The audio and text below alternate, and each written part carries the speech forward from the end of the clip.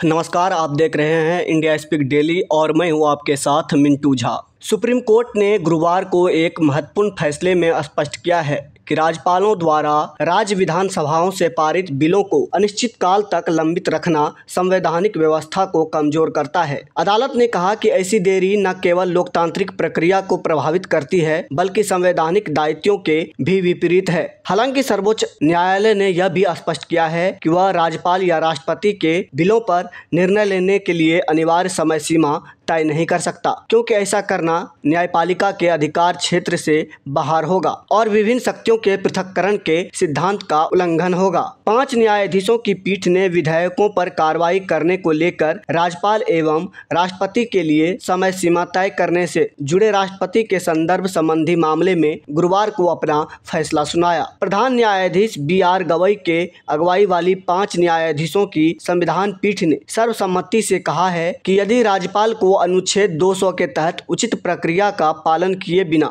विधेयकों को रोकने की अनुमति दी जाती है तो यह संघवाद के हित के खिलाफ होगा। अनुच्छेद 200 में विधानसभा द्वारा पारित विधेयकों को मंजूरी देने की राज्यपाल की शक्ति का जिक्र है। यह फैसला सुनाने वाली पीठ में न्यायमूर्ति सूर्यकांत, न्यायमूर्ति विक्रमनाथ, न्यायमूर्ति PS नरसिम्हा और न्यायमूर्ति AS चंदूरकर भी शामिल थे। सुप्रीम कोर्ट ने कहा, हमें नहीं लगता कि राज्यपालों के पास राज्य विधानसभा से पारित विधेयकों को लंबित रखने का असीमित अधिकार है। राज्यपालों के पास 3 ही विकल्प होते हैं, या तो वे विधेयकों को मंजूरी दें, या उन्हें पुनर्विचार के लिए वापस भेजें, या उन्हें राष्ट्रपति के संदर्भ के लिए भेजें। उच्चतम न्यायालय ने राष्ट्रपति संदर्भ मामले में फैसला सुनाते हुए कहा कि हमारे जैसे लोकतांत्रिक देश में राज्यपालों के लिए समय सीमा तय करना संविधान द्वारा प्रदत्त लचीलेपन की भावना के खिलाफ है। हालांकि इसने कहा कि राज्यपाल विधेयकों को अनिश्चित काल तक रोक कर नहीं रख सकते, लेकिन समय सीमा तय करना शक्तियों के विभाजन को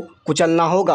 राष्ट्रपति ने मई में सुप्रीम कोर्ट से यह जानना चाहा था कि क्या न्यायपालिका राज्यपालों और राष्ट्रपति को यह निर्देश दे सकता है कि वे राज्य विधायिकाओं से पारित बिलों पर एक निर्धारित अवधि के भीतर निर्णय ले। राष्ट्रपति का यह कदम 8 अप्रैल के उस फैसले के बाद आया था जिसमें सुप्रीम कोर्ट ने तमिलनाडु के राज्यपाल द्वारा लंबित रखे गए बिलों से जुड़े विवाद पर विस्तार से टिप्पणी की थी। मुख्य न्यायाधीश BR गवई की अध्यक्षता वाली 5 न्यायाधीश संविधान पीठ में शामिल थे। उन्होंने इस मामले में विभिन्न पक्षों की दलीलें लगातार 10 दिनों तक सुनी। पीठ ने सुनवाई पूरी करने के बाद 11 सितंबर को अपना निर्णय सुरक्षित रख लिया था। आपको बता दें कि सुप्रीम कोर्ट द्वारा प्रेसिडेंशियल रेफरेंस पर अपना फैसला सुनाया गया। इसमें राष्ट्रपति द्रौपदी मुर्मू ने पूछा था कि क्या कोई संवैधानिक अदालत राज्य विधानसभाओं से पारित विधेयकों को मंजूरी देने के लिए राष्ट्रपति और राज्यपालों के लिए समय सीमा तय कर सकती है। दरअसल भारत के संविधान के अनुच्छेद 143 के अंतर्गत प्रेसिडेंशियल रेफरेंस तय किया गया है। यह एक प्रकार की विशेष प्रक्रिया होती है। इसके तहत राष्ट्रपति देश के सर्वोच्च न्यायालय से किसी कानून या किसी भी संवैधानिक मुद्दे पर सलाह मांगने का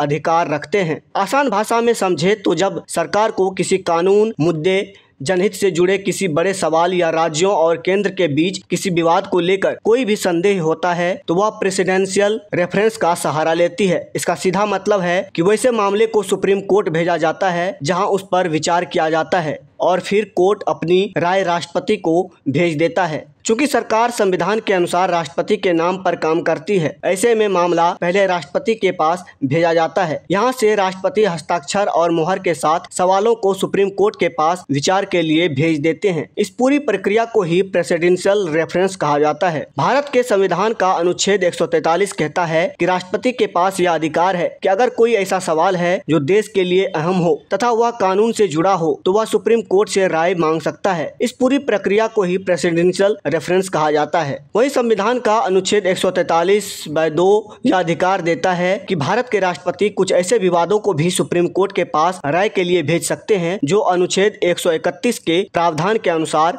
सुप्रीम कोर्ट के मूल क्षेत्राधिकार में नहीं आते। गौरतलब है कि तमिलनाडु सरकार बनाम राज्यपाल RN रवि से जुड़े मामले पर सुप्रीम कोर्ट ने इसी साल अप्रैल के महीने में अहम फैसला सुनाया। अपने निर्णय में अदालत ने सदन से पारित बिलों पर मंजूरी देने के लिए राष्ट्रपति और राज्यपालों को 3 महीने की अधिकतम अवधि निर्धारित की थी। इस फैसले में न्यायमूर्ति JB पाद्रीवाला और न्यायमूर्ति महादेवन की पीठ ने कहा था कि जब राज्यपाल किसी बिल को राष्ट्रपति की मंजूरी के लिए भेजते हैं तो राष्ट्रपति को उस तारीख से 3 महीने के भीतर निर्णय लेना होगा। इसके बाद राष्ट्रपति ने सुप्रीम कोर्ट के इस फैसले को संवैधानिक सीमाओं का उल्लंघन मानते हुए चिंता जताई और सर्वोच्च न्यायालय से 14 सवालों पर सलाह भी मांगी थी कि क्या राज्यपाल और राष्ट्रपति अपने विवेक का प्रयोग करते हुए विधेयकों को अनिश्चित काल तक रोक सकते हैं। TOI की एक रिपोर्ट के अनुसार राष्ट्रपति द्रौपदी मुर्मू की ओर से प्रेसिडेंशियल रेफरेंस का इस्तेमाल करते हुए सुप्रीम कोर्ट से 14 सवाल पूछे गए थे। इसमें सबसे पहले कहा गया कि जब राज्यपाल के पास कोई विधेयक संविधान के अनुच्छेद 200 के तहत हस्ताक्षर के लिए आता है तो उनके पास कौन कौन से संवैधानिक विकल्प होते हैं। इसके अलावा दूसरा सवाल पूछा गया कि क्या राज्यपाल को मंत्रिपरिषद की सलाह मानना आवश्यक है। इसके अलावा तीसरा प्रश्न था कि संविधान के अनुच्छेद 200 के तहत राज्यपाल की ओर से लिए गए निर्णयों की न्यायिक समीक्षा की जा सकती है।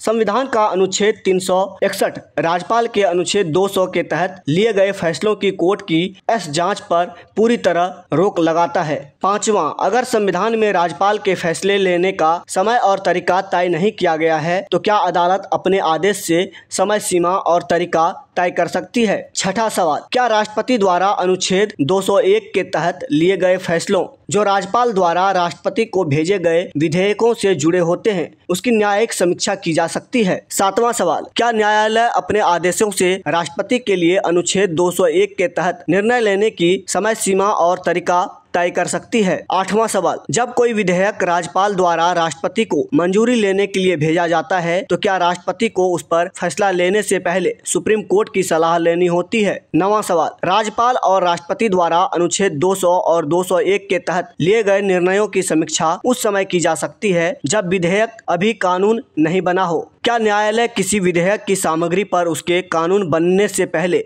विचार कर सकती है। 10वां सवाल, संविधान के अनुच्छेद 142 के अंतर्गत सुप्रीम कोर्ट अपने आदेश से राष्ट्रपति या राज्यपाल की संवैधानिक शक्तियों की जगह ले सकता है। 11वां सवाल, राज्य विधानसभा द्वारा पारित कोई विधेयक राज्यपाल की मंजूरी के बिना कानून माना जा सकता है। 12वां सवाल, क्या यह अनिवार्य नहीं है कि सुप्रीम कोर्ट की पीठ यह जांच करे कि कोई मामला संविधान की व्याख्या से जुड़ा महत्वपूर्ण प्रश्न है और उस पर कम से कम 5 जजों की पीठ को भेजा जाए, जैसा कि संविधान के अनुच्छेद 145(3) में कहा गया है। 13वां सवाल, क्या अनुच्छेद 142 सिर्फ प्रक्रिया संबंधी मामलों तक सीमित है या सुप्रीम कोर्ट ऐसे आदेश भी दे सकता है जो संविधान के मौजूदा प्रावधानों, सामग्री या प्रक्रिया दोनों के खिलाफ हो। 14वां सवाल, सर्वोच्च न्यायालय केंद्र और राज्य के बीच विवाद को अनुच्छेद 131 के अंतर्गत मूल वाद के अलावा किसी और तरीके से नहीं सुलझा सकता। तो यह 14 सवाल जो कि राष्ट्रपति द्रौपदी मुर्मू के ओर से पूछा गया था, जिस पर सुप्रीम कोर्ट ने अपना फैसला सुनाया।